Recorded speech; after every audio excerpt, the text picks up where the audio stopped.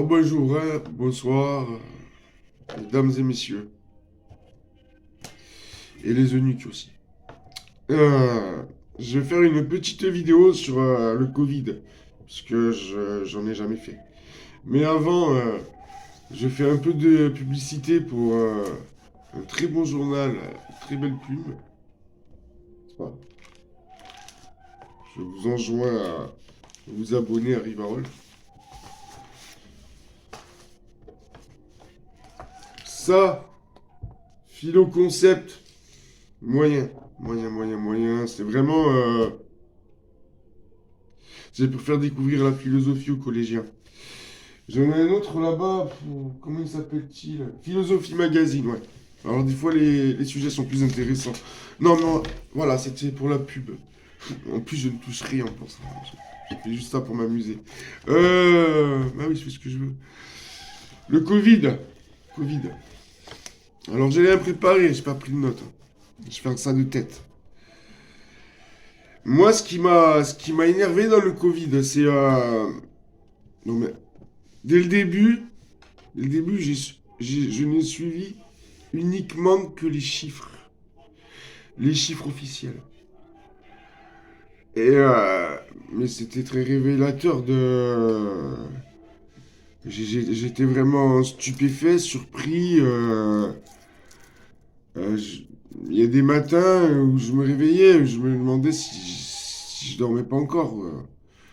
Je pensais être encore dans un cauchemar, mais non.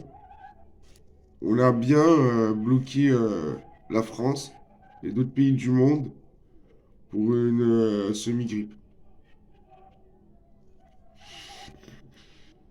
Tout ça pour forcer les gens à se vacciner. Ouais. La finalité, c'est quoi? C'était ça, hein. C'était le vaccin. Donc on nous avait dit une dose, après deux, maintenant trois. Et là, j'ai entendu, je sais plus comment il s'appelle, Véran, dire mais s'il faut me faire une quatrième et une cinquième, on la fera. Et puis tous les 3 mois et tous les jours, il le rappelle. Voilà, bon, j'exagère un peu, mais il a dit quatrième et cinquième, pourquoi pas. Alors, en fait, moi, ce que je comprends pas, alors vraiment, mais un truc que je ne comprends pas, et permettez-moi de m'énerver, hein, c'est que c'est du mensonge sur mensonge.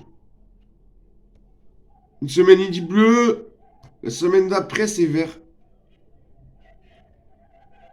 Et les gens, mais il n'y a personne qui percute. Enfin, si, il y en a pas mal. On est pas mal à avoir compris.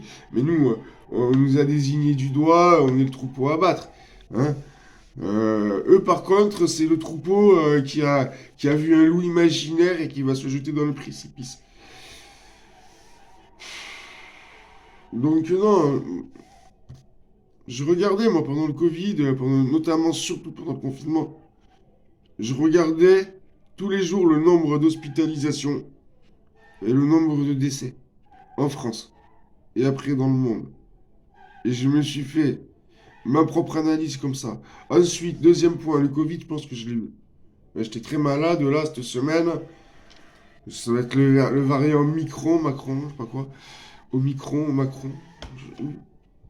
Un variant quelconque, je ne sais pas. Enfin, pour moi, c'était juste une grippe et une infection pulmonaire. Je suis pas allé voir le docteur. J'ai pas envie de gonfler leurs statistiques. Je suis resté chez moi, j'ai trouvé de l'amoxyline. J'ai pris une semaine d'amoxyline. Avec. Il est pas là, j'ai du Sérétide 500, c'est un traitement de fond pour l'asthme. Voilà. Bon, mais écoutez, moi j'ai eu très mal à la gorge le premier jour, très mal à la tête le deuxième, des poussées de fièvre assez excessives, à m'en réveiller la nuit, à rigoler tout seul. Mais regardez, aujourd'hui ça va beaucoup mieux. Je ne suis pas mort, hein. Voilà, donc bon, après, j'ai peut-être me faire tester. Comme quoi, si c'était ça, tant mieux. Ça m'éviterait peut-être de faire le troisième truc. Alors après, pourquoi je l'ai fait? Bon, ben, si je le fais pas, après, je peux plus manger. Oui, ce serait ça. Il y a ça, il y a la famille. Mes parents qui sont très candides, très naïfs. Hmm. bien, il croit tout ce que Macron raconte, tout ce que les médias subventionnés racontent. Ils réfléchissent pas. Je peux pas leur en vouloir, c'est mes parents, je les aime. Donc, moi, ils m'ont dit, si tu veux continuer à me voir et tout, il faut que tu te vaccines. Je me suis fait vacciner euh, en août et en septembre. J'ai jamais été autant malade depuis. Non, sérieusement. Jamais, je dis pas ça pour. J'ai jamais été aussi malade que depuis que je me suis fait vacciner. Des rhumes, ben là, comme je vous dis, c'est pas des bronchites, des infections pulmonaires. Je suis asthmatique et fumeur, moi. Donc, voilà. Je suis genre cas. Normalement, je suis prioritaire à tout ça. Qu'on me foute la paix, s'il vous plaît. Hein, c'est bon. Moi, vous me ferez pas peur. J'ai pas peur de mourir. Je sais que je vais mourir un jour. J'ai pas peur de mourir.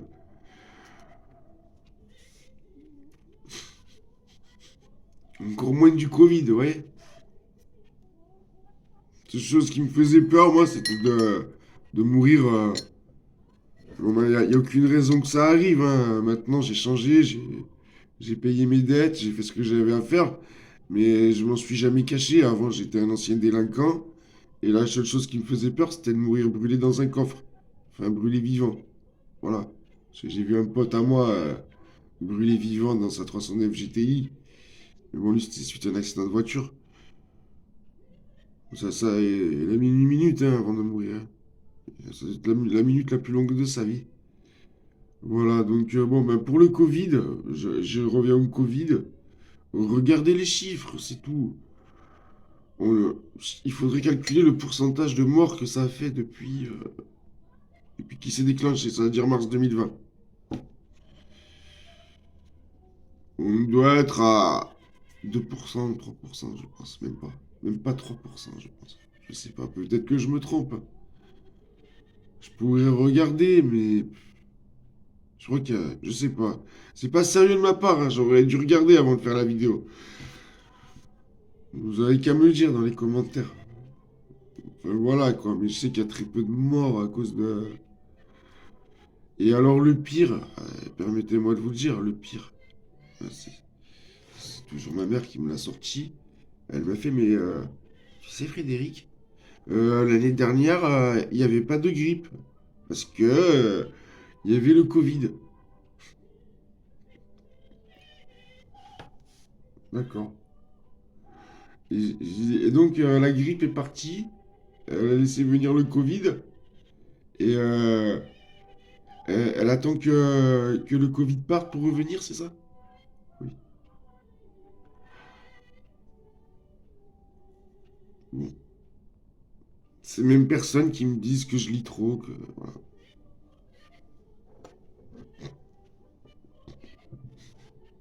Alors moi j'ai une solution, hein. Si vous voulez pas choper la Covid 2022, parce que là bon, on a eu le Covid 2020, 2021, là on a le Covid de 2022.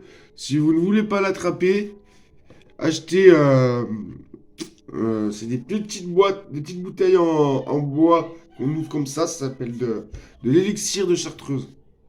Vous prenez un sucre noyé d'élixir tous les matins. Je n'attraperai jamais le Covid. Ça, c'est garanti. Je m'en porte garant.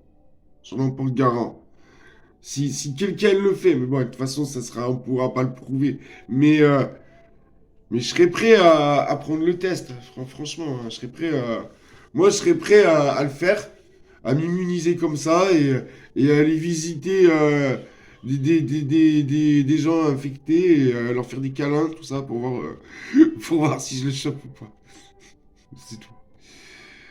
Bon, j'en rigole. Il y a des gens qui en sont morts, c'est pas drôle, bien sûr. Toutes mes condoléances. Et eux, je comprends que, bon, bah oui, ils prennent quand ils entendent les paniquards parler, ils sont là, oui, oui, bien sûr, bien sûr, bien sûr. Mais c'est une minorité, c'est la plus petite minorité. et se servir de la minorité pour faire peur à la majorité. Alors, conclusion, hein, conclusion. Pourquoi j'ai vu tout ça, moi? Moi, je l'ai vu parce que j'ai eu la chance. C'est le destin, hein. Rien n'arrive jamais par hasard. J'ai eu la chance de, grâce à mon Paul Gilda, de lire le discours sur la servitude volontaire d'Étienne de la Boétie, il y a quelques années. Je l'ai relu, j'ai trouvé fascinant. Et mais déjà, quand on a compris, quand on a saisi, euh, on a saisi l'idée de son ouvrage, on, on- on comprend très bien ce qui se passe autour de nous. Mais tant ça marche aussi bien pour le Covid que pour, par exemple, la surreprésentation des immigrés, l'impunité des délinquants, tout ça. Hein? La couardise des élites. Voilà. Voilà ce que nous disait Étienne de la Boétie quand il parlait des élites. C'était des couards. Voilà. Mais je valide, hein, je valide. Et attendez, que je dise pas de bêtises. Étienne de la Boétie, c'était 17e siècle, me semble-t-il. Hein, voilà. Hier, je lisais. Bon, je suis toujours dans les mémoires d'outre-tombe, hein, parce que bon, il y a 2 tomes. Et je lis, comme je lis plusieurs livres, et que quand les livres me plaisent, j'essaie de les lire le plus lentement possible. Euh, Bon, bah, à un moment, Chateaubriand il est là, il est en vacances, vers les chutes du Niagara. Il a 2 petites indiennes avec lui, une ou deux, je sais plus. Il s'éclate, tout va bien. Et puis, vous voyez, je vous disais, le hasard n'existe pas. Il rentre dans une cabane, il faut qu'il fasse du feu. Il trouve un journal et il voit ce qui se passe en France. À savoir le coup d'État, quoi. Ce qu'ils appellent la révolution citoyenne. Non, non. Le coup d'État des bourgeois, des francs-maçons. Et donc, il rentre tout de suite en France. Il s'engage dans une armée et il dit je suis venu mettre mon épée au service de mon roi. Oui. Ça, c'était de la grandeur. Ça, c'était de la grandeur. Maintenant, je pense pas que quelqu'un aille mettre son épée au service du président actuel de notre RS public actuel. Voilà. Bon, allez, moi, je vais me prendre un autre café.